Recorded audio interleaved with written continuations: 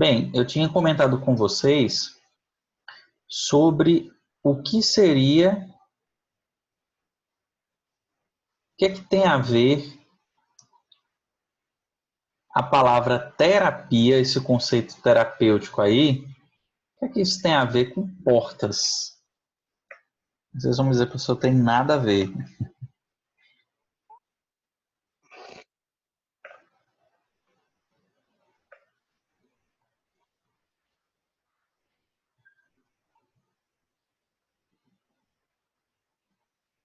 Rafael está colocando que até hoje tem isso, né, Rafael? Ligado à religião, a dormir, ao uso do chás, é verdade. Bem verdade isso.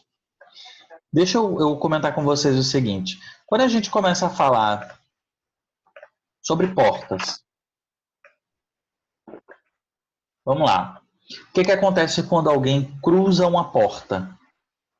Estou abrindo aqui a porta do escritório, estou entrando. O que acontece quando a gente passa pela porta?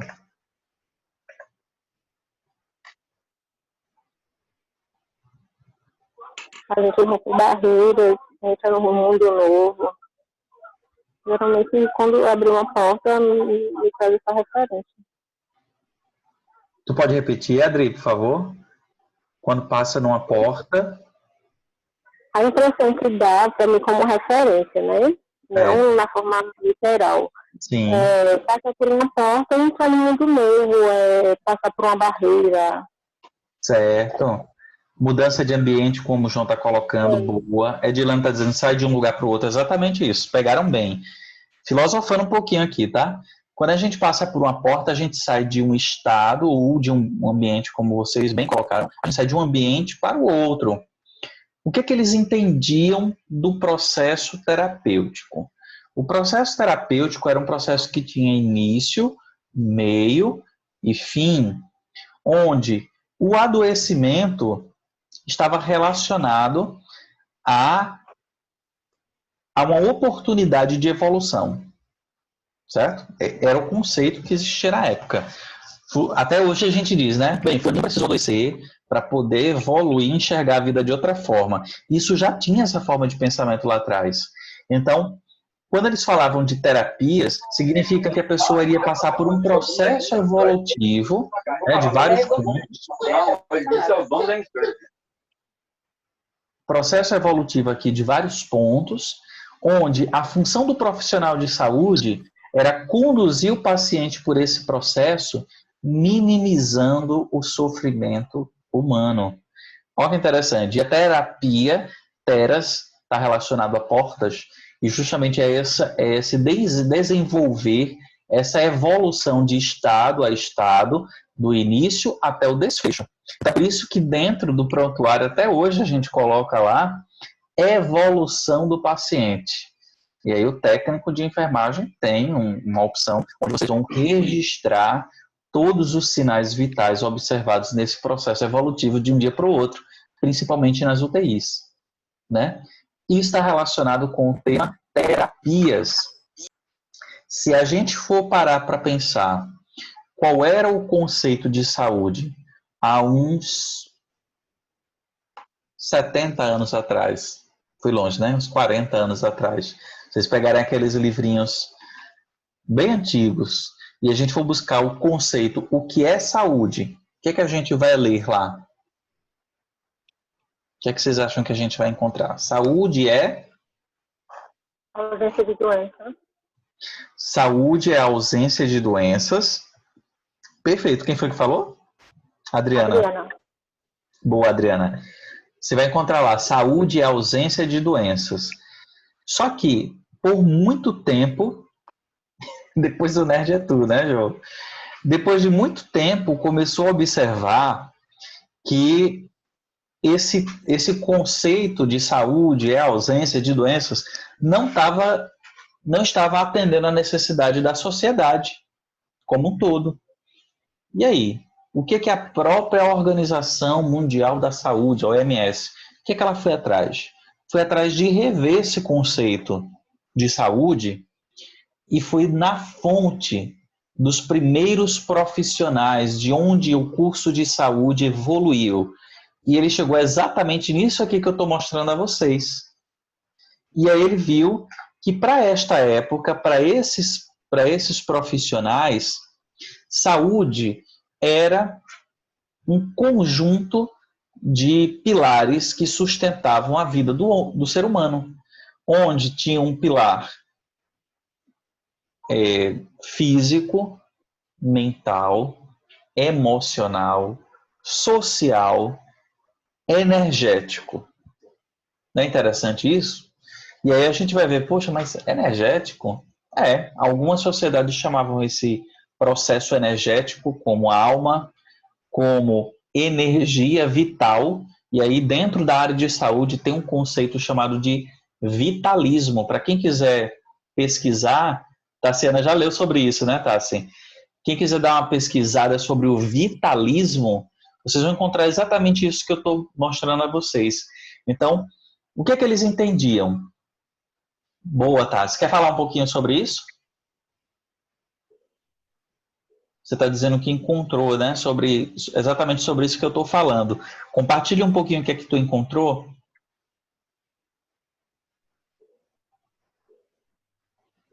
Tá com o microfone aí?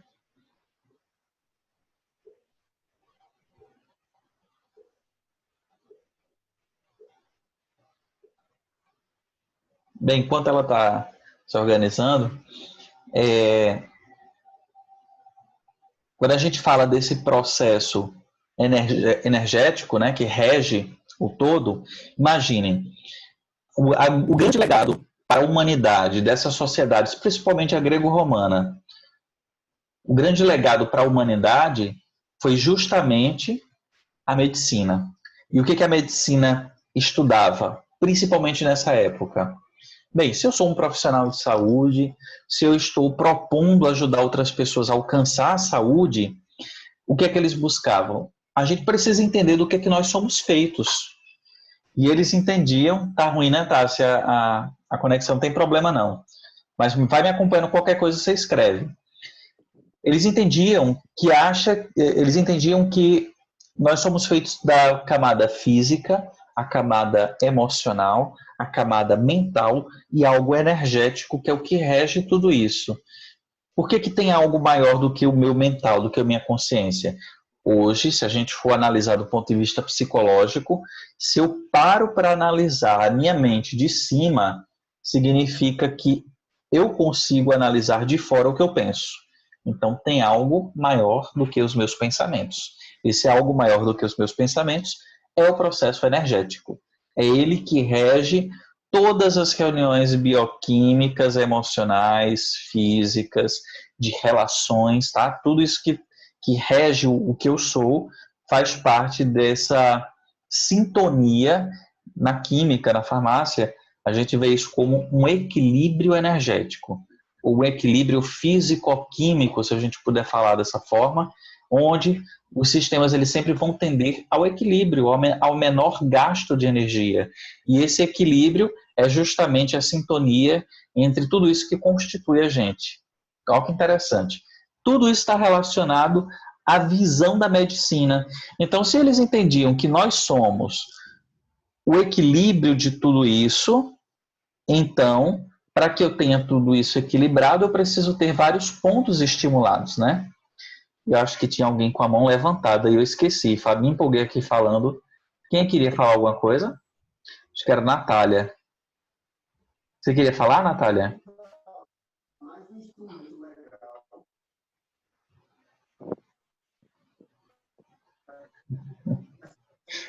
Pode falar, meu bem.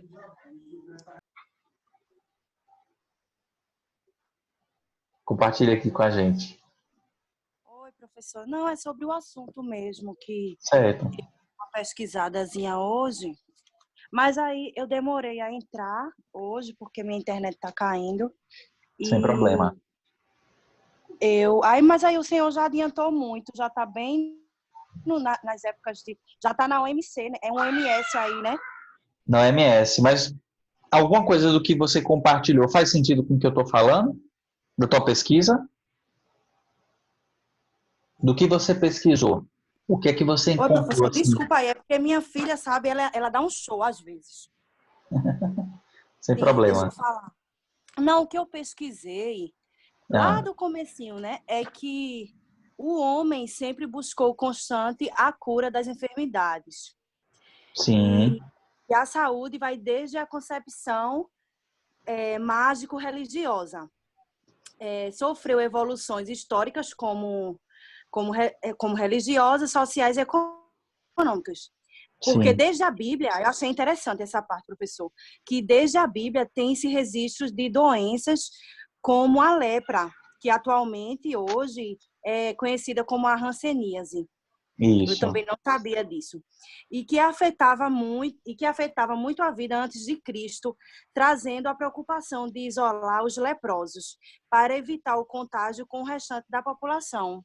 Sim, sim, sim. E eles entendiam que essa doença era contagiosa, mas aí era uma concepção religiosa, né? Que eles achavam que era um castigo divino. E com Exato. esse isolamento, atrasavam os avanços científicos nas áreas de saúde. Sim. Então, foi aparecendo novas doenças e os estudiosos passaram a acreditar que as doenças poderiam passar de uma pessoa para outra, tendo a ideia que havia forma de evitar as doenças. E E eles ao nem tinham passar pensado essa ainda era, em vírus e bactérias, né? Olha que interessante isso. eu Mas achei já muito sabia que, de interessante. alguma forma, havia um contágio, de que eles não sabiam o que era, né? Porque já tinham passado essa era do domínio da igreja, né? Que Sim, surgiu a fase do racionalismo e de grande avanço científico, que foi esse que o senhor falou. Não, não. Foi o iluminismo, iluminismo. Que que eram as abriu caminho ideias de para liberdade, né? A gente não poderia tolher o pensamento criativo das pessoas. pronto isso. Aí abriu caminho para as práticas terapêuticas e as intervencionistas. Com Sim, essa visão mais racional da doença, foi possível evitar maneiras de se evitar as epidemias da época, como a descoberta das vacinas. Eu achei muito interessante isso. que já foi bem Descobriram as lá na vacinas. frente, né? Porque tinha tanto assunto, professor, que se eu fosse pesquisar tudo. Mas o caminho é Mas exatamente aí, esse. O caminho é exatamente esse. Você está no caminho pronto, certíssimo. pronto. Aí eu fui pesquisando assim, né? Aí, com o passar do tempo, a saúde alternativa a saúde alternativa voltou a ser defendida por muitos profissionais de saúde, passando a tratar como um conceito positivo. Aí surgiu o conceito da OMS na década de 70, né? Que justamente é o É, que o senhor estava falando agora no final, que isso, eles isso. organizaram conferências para pensar em estratégias para melhorar a promoção da saúde em nível mundial e se chegar ao completo em estar físico, mental e social. Sim, Nos sim. dias de hoje, mesmo após a definição do conceito da OMS ser muito forte, tem sai daqui. Tem os entendimentos da promoção de saúde e tem um entendimento que a promoção de saúde é tratamento de uma doença. Muitas vezes não é dado o valor necessário para a saúde, professor, e principalmente para a Sim, saúde pública, né? Esquecendo da visão da promoção da saúde. Eu achei muito exato, interessante essa parte. exato. Muito boa. Infelizmente, é o que nós estamos vivendo, né? Nós estamos vivendo. Mas deixa eu falar um ponto positivo do que nós estamos vivendo, pegando o gancho do que você falou, Nath. É, Uhum. a saúde pública, hoje, é o que está sustentando a gente não entrar num colapso com relação a essa pandemia. E aí, por muito tempo, nós mesmos, atire a primeira pedra quem nunca falou mal do SUS, né? Mas É verdade. as portas de entrada hoje dos atendimentos vêm pelo SUS. E a gente só não tem um agravo maior porque o SUS hoje ele é muito capilarizado. Adriana quer falar alguma coisa? Só falando também, aproveitando que a minha colega de classe estava falando referente à pesquisa que fez, e como eu disse, não fiz a pesquisa, mas eu já tinha lido isso para fazer uma prova. Então, eu Sim, sei só, né? Mas é bem interessante essa questão até chegar no SUS. Porque falando desde o começo, o senhor está falando aí desse conceito da saúde clássica para chegar até hoje, e uhum, o SUS ser o que ele é hoje, as pessoas ainda acharem ruim, É interessante Sim. saber por que De que onde surgiu. veio? Porque antigamente o sistema de saúde no Brasil, eles só eram para pessoas que tinham carteira assinada. Você levava a carteira de trabalho para você receber Exato. atendimento médico. E a Exato. partir da década de 80, Uhum. começou a ter acesso à saúde pública como é hoje. E hoje a gente às vezes até quer, porque a gente sabe que existe uma evolução científica muito grande no mundo em Uhum. relação à saúde. Mas eu acho que o Brasil, da época de quando eu era criança, ele mudou bastante na questão de saúde. Eu acho que foi Sim. muito. A gente tem acesso a coisas hoje que a gente não tinha antes. Adriana, e você vê como o nosso conceito hoje de saúde é diferente em relação ao que era 10 anos atrás e como está se voltando ao que era alguns séculos atrás. O que eu estou mostrando para vocês aqui em Atenas, eu acho que tem um slide que eu falo sobre Platão, ele já trazia esse conjunto de fatores que faz a pessoa se sentir saudável. Quando a gente volta ao nosso tempo de hoje e a gente enxerga que os nossos pacientes, eles são um conjunto, né, de parâmetros para que eles se sintam bem, se sintam saudáveis, a gente vai ver que o paciente hoje, que é considerado um paciente asmático, eu mudo a forma como eu analiso o paciente. Deixa eu tentar simplificar esse exemplo. Hoje eu posso dizer a vocês que um paciente asmático, ele é um paciente saudável? O que é que vocês Sim, acham? será? Eu Não. acredito que ele não vive 24 Eu acho horas. que sim, professor. Eu acho que sim. Porque Por ele quê? pode Tem água, exercer mas ele pode todas ter as atividades sanidade. com todas as limitações dele, mas é diferente de uma pessoa acamada, né? Eu acho Por que que, não. Eu por acho que, que é a que mesma. O que é Ah, Emerson falando. Eu acho Emerson, que é assim, por exemplo, eu tenho minha irmã que sofre de asma, mas certo, também tenho minha mãe que tem hipertensão. Eu acho que está no mesmo parâmetro, né? Mas certo, é controlado. Então, é certo, considerável dizer que é bem de saúde. A não boa, ser que, né? também. Não sei se Eu deu quero para ouvir o entender outro meu lado. Tem uma galera raciocínio. que está achando que não. Por exemplo, Ana, Eu acho que Pri, não, professor. Fabi.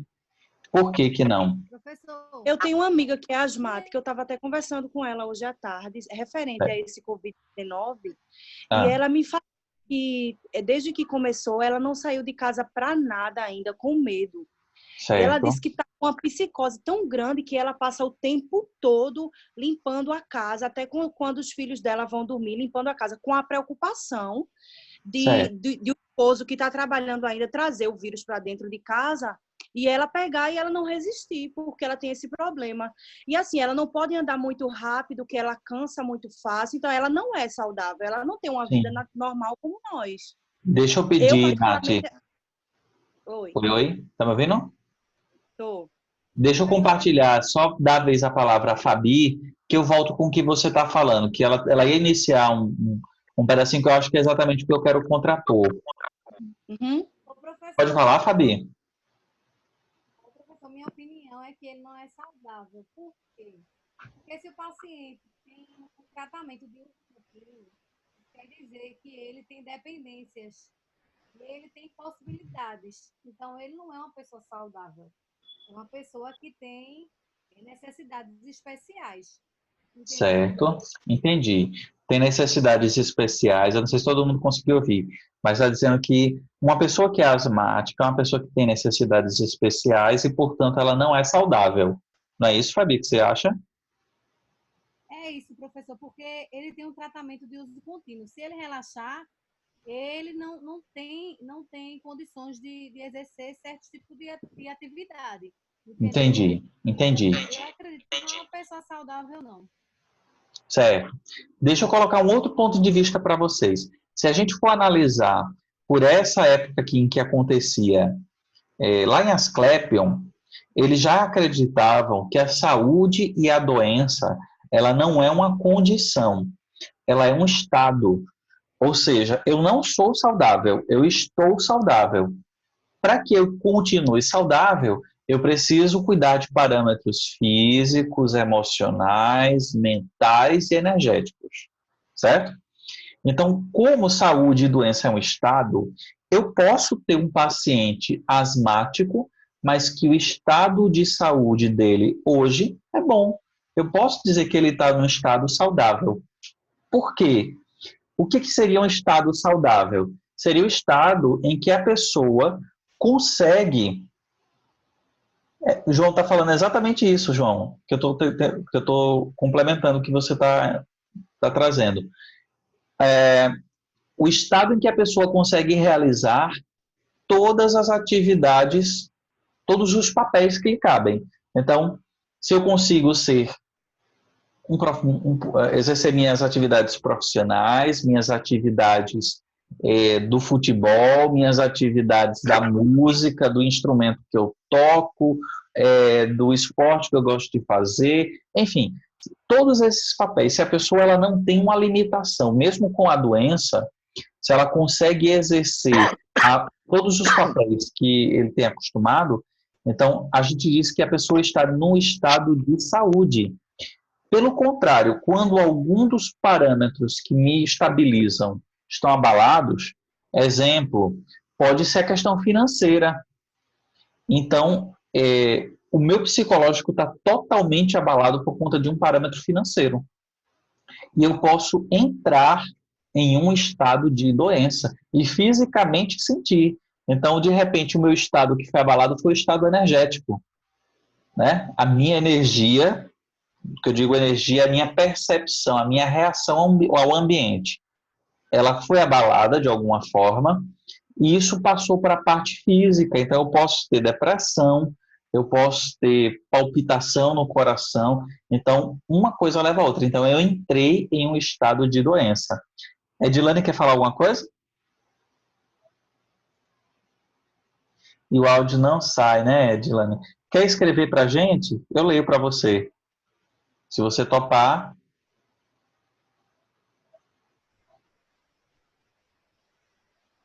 Tá bom. Pode ir escrevendo. Quando você terminar de escrever, eu leio para todos, tá bom? A Adriana também quer falar? É justamente isso que o senhor está falando, eu me encaixo bem com isso. Sim. Dependendo do meu emocional, eu reflete em reações em mim que são tidas como doença. Então, Sim. se eu ficar muito nervosa e eu não controlar o meu raciocínio, a minha mente, eu vou morrer de falta de ar, porque eu acredito que eu não tenho ar nenhum para respirar.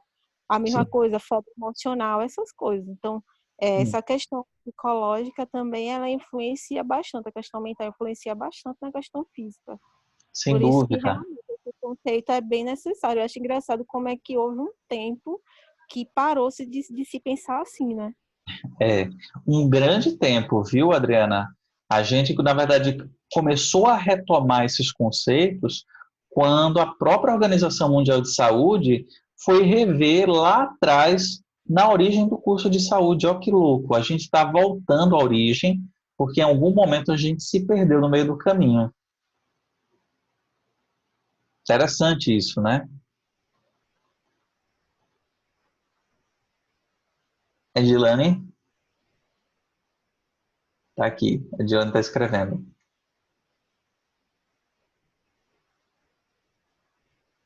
Eu acho que pode ser o fone, viu, Edilane? Pode ser o teu fone que não tá, o som não tá.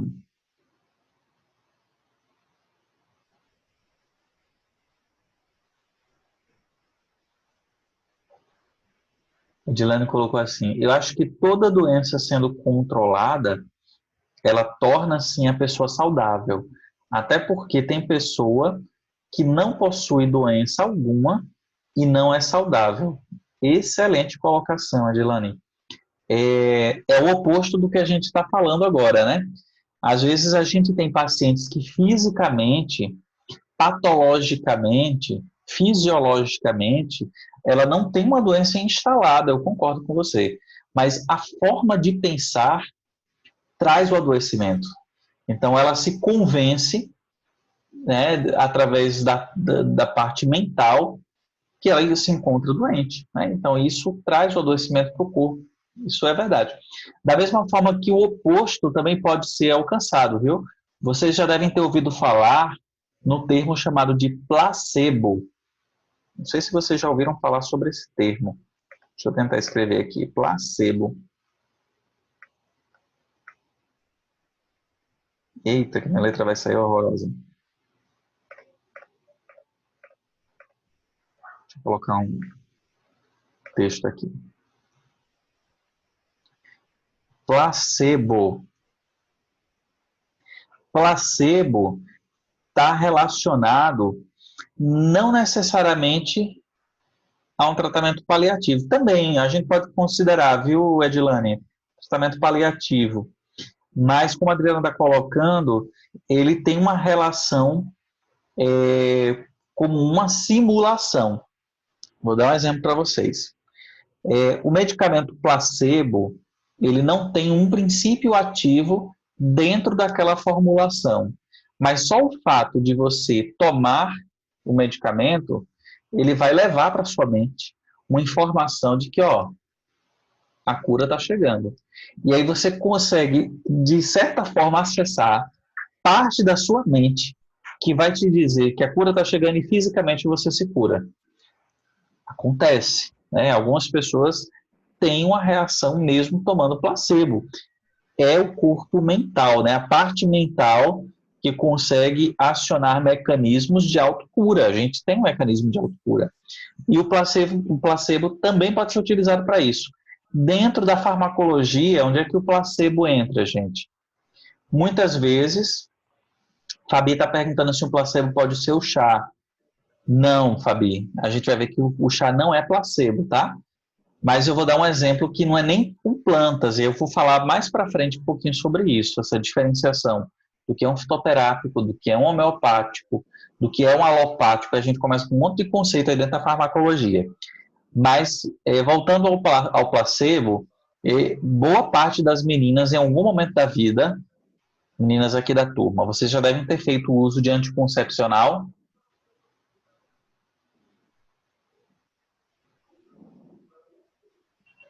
Procedimentos terapêuticos. A Adriana já conhece o anticoncepcional. Acho que todo mundo já deve ter, pelo menos, visto alguém que tome anticoncepcional, não? Vocês perceberam que no anticoncepcional tem um comprimidinho de uma cor diferente dos demais? Um comprimido tem a cor diferente dos demais. Não perceberam, não? Deixa eu ver se eu acho. Eu vou procurar aqui no intervalo, eu procuro para vocês. É o enganador. Não é enganador não, viu, Suênia? Esse comprimidinho de forma diferente, ele não tem, ou de cor diferente, ele não tem princípio ativo. Mas ele serve para que o paciente mantenha o hábito do medicamento. Para que você não esqueça de tomar naquele dia, que normalmente é o dia que vai vir o fluxo menstrual, né? É o intervalo. Licença, Então, professor. oi, Suênia. Assim, o termo enganador é porque o meu, ele é dividido assim, dessa forma, e são divididos em várias cores. E esse último, né, diz assim, na questão da bula, e quando a gente vai para consulta médica, a médica diz, é o que ativa, né, o seu período menstrual. Então, a gente diz que é um enganador, é um ativador, dizem desta forma. Né? E por isso que eu digo que é um enganador, porque realmente é para a gente não descumprir, né, o cronograma. Isso. E dar-se a entender, é como se ele dá a entender ao cérebro o último comprimido, o ativador. É agora que a menstruação começa, para que a gente comece a contar o ciclo, né? Mas esse medicamento ele não tem princípio ativo, tá? A gente vai entender o que é um princípio ativo. Mas a função dele é que você, de fato, continue a tomar o tratamento, você não perca o hábito. Veja, a função desse placebo é manter o hábito. E, ao mesmo tempo, é você entender que a partir dele você menstrua. Então, ele é placebo porque ele não tem ação farmacológica, mas ele tem uma função ali dentro daqueles comprimidos todos. Está cortando que só. Tá? Se pode ser a conexão com a internet. O meu tempo aqui, eu vou dar um intervalozinho de 5 minutinhos, certo? E eu volto, daqui a 5 minutos, eu volto novamente com vocês, para que a gente não perca aqui o tempo da nossa ferramenta no Zoom, tá bom? 5 minutinhos é o tempo de beber uma água e a gente volta. Tá joia? A gente volta na discussão, a gente parou em placebo. Até já.